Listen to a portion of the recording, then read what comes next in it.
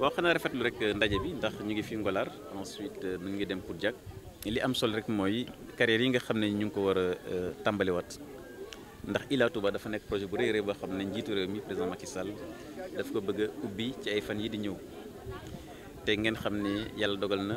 carrière bi nga gën a baax bi ñu mën a utiliser fii ci Diobass la nekk bi yàlla dogalee loolu nag dañu toog ak entreprise bi nga xam ne moo koy liggéey toog ak waa CRBC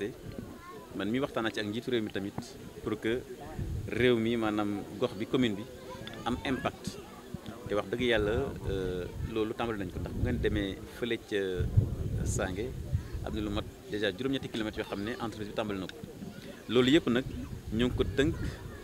ci benn bataaxel bi ñu protocole boo xam ne moo tënk 25 kilomètres yooyu ñu wax foofu Sange waaye tamit fii ci Ngolaar war nañu tabaxaat salle de classe bi war nañu tabax fii également lu seen case de santé war nañu également defar ay salle informatique indi leen ay ordinateur dinañ defar ay yoon ci biir dëkk bi biiru Ngolaar boo demee également pour Diack nañ leen tabaxal collège de proximité yaatal leen ko yokkal ay salle de classe defal leen ay foyer pour xale yi réhabiliter également marché yi donc yooyu yëpp nag na loo xam ne bu ñu ko tegee ci table bi c'est parce que commune bi bi nga xam ne maa ko jiite dafa jiital intérêt askan bi ndax li ñu laaj si nooy mooy ñu neen soxlawuñu benn dërëm soxlawuñu benn 15 li ñu soxla mooy askan bi gis boppam ci loolu ndax seen tool li ñu joxe te gis ngeen ne borom tool bu nekk hectare bu nekk dinañ jox 800 000 francs kon nekk na loo xam ne dédommagement bu am solo la te suñu paree gas carrière yi dañ ko également suulaat pour que nit ñi mën ko jëfandikoo donc loolu yëpp nekk na loo xam ne lu ñu aar la même ci wàllu kaaraange sax waxtaan nañ ci distance bi carrière war a am ak tëli bi distance bi carrière war a am ak kër yi dina du gën a tuuti 500 mètres donc loolu yëpp nekk na loo xam ne ay dogal la pour que nit ñi bañ cee gaañu nit ñi gis seen njëriñ te bi ngeen gisee aussi réunion bi tamit te war fakal la def nañ ko ci anam mucc ayib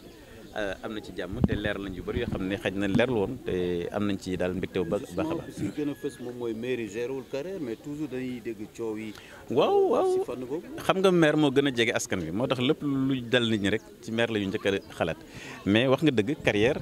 maire géré wu ko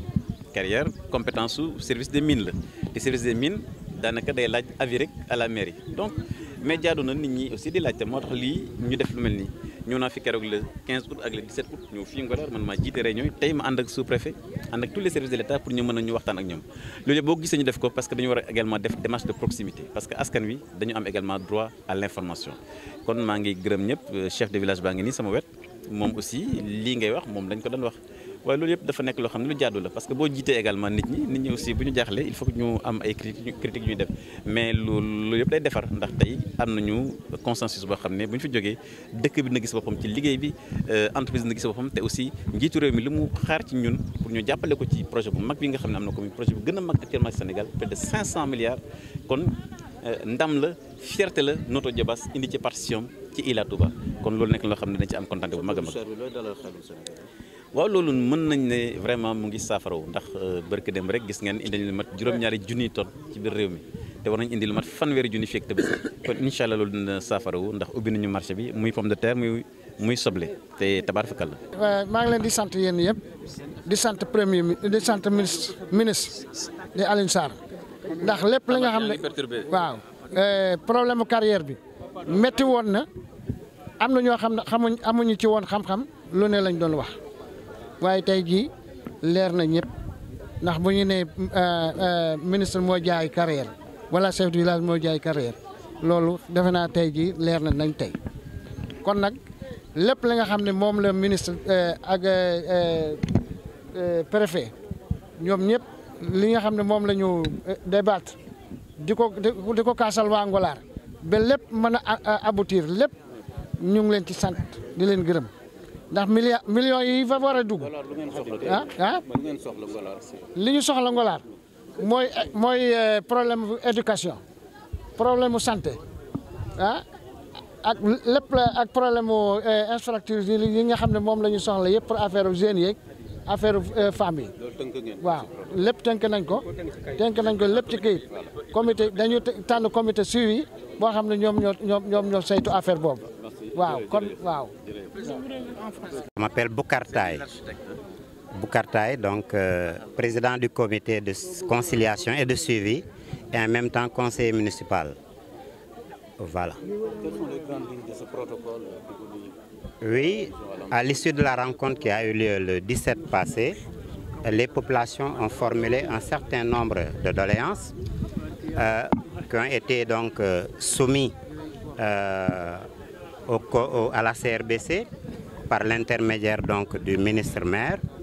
Et aujourd'hui donc, nous en arrivons à la conclusion de cet accord, de ce protocole d'accord.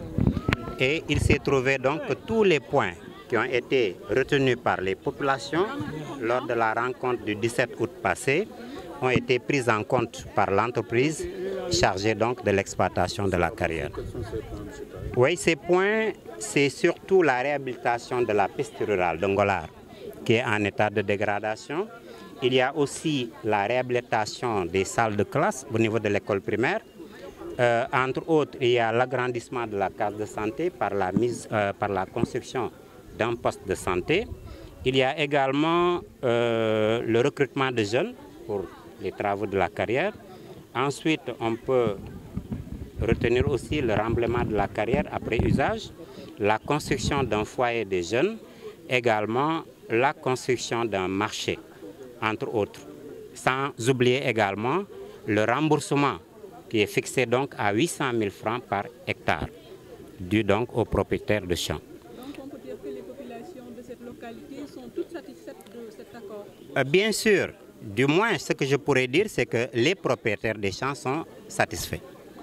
Parce que tout simplement, ce qui a été retenu sera effectivement réalisé et le ministre vient de le dire en même temps que le sous-préfet. Et que les ayants droit peuvent dès demain entrer dans leurs fonds, à partir de demain. Mon njëkk a défendre intérêt commune, intérêt population. Et loolu aussi, je crois que am na solo parce que munoon en tout cas ci dossier bi daal carrière bi fexe na ba négocier ay yoon ak li mu lim fii yëpp pour dëkk yi te loolu je crois que c'est à saluer. Ginnaaw aspect boobu sur le plan sécuritaire danañu fexe ba comme ni mu ko waxee carrière bi du am benn loraange ci sécurité nit ñi parce que danañ ko clôturer dinañ respecter yenn distance yi par rapport ak kër yi ak école yi ak yooyu parce que lii boo koy def sécurité dafa am solo volet boobu vraiment duñ ko négliger dinañ fexe ba daal ñu aar seen kaaraange ci côté boobu. Li nga xam ne chinois yi aussi engagé nañu pour def ko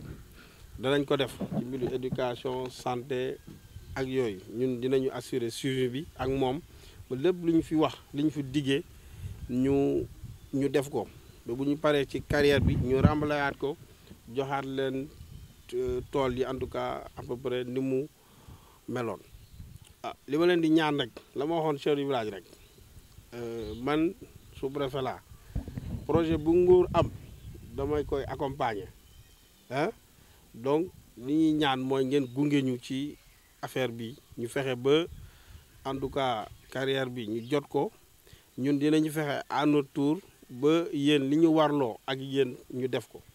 defe naa parti yëpp bu ñu respecté seen engagement liggéey bi dinañ ko eggali te du am benn jafe-jafe donc di leen vraiment masawu di leen wax ngeen jàppale ñu gunge ñu ci projet bi tout en sachant que seen maire moo njëkk a taxaw défendre leen défendre seen intérêt te loolu am na solo comme moom fàttewu leen mu ngi seen wet di leen jàppale ñun aussi on s'inscrit dans le même sillage seen intérêt daal suba ba ngoon ci la ñuy taxaw préfet Thiès moom def na ci li mu mën il a tout fait aussi pour défendre seen intérêt indemnisation bi ñu ko waxee 800 000 à l'hectare ñun ñoo ko négocier ak ñoom indemnisation yi souvent ça tourne autour de 300 000 donc ça veut dire que def nañu effort côté yooyu yëpp dama bëgg ñu intégrer ko jël ko en compte l'essentiel bu ñuy exploiter aussi problème bu ci am jarul marché jarul dara dem nañ ci chef du village ngeen wax ko bu ñëwee bu ñu ko waxee dinañ ci jéem lu ñu mën ak lu mu mën ci doon nag muy manque respect engagement yi muy problème sécurité ak yooyu kon nañu ànd ak dal ñu def liggéey bi xam ne carrière bi projet bi Ila Touba pour ñëpp la yoon bi ñun ñëpp ñun ñoo ci aw donc nañu fexe yombalal kii bi xam nga mënoon nañ ñëw rek taxañ leen kii dem yooyu yëpp defuñu ko waxtaan nañu fi ñu war a waxtaanee négocier nañu ay affaire pour teg ko seen loxo donc yooyu yëpp vraiment nañ ko jël en compte le suivi ñu defandoo ko ñun ñëpp on l'assure ensemble de telle sorte que carrière bi exploitation bu jeexee li ñu wax yëpp dinañ ko respecter dinañ ko def ba vraiment doo leen ko sentir voilà monsieur le ministre loolu laa ci bëggoon wax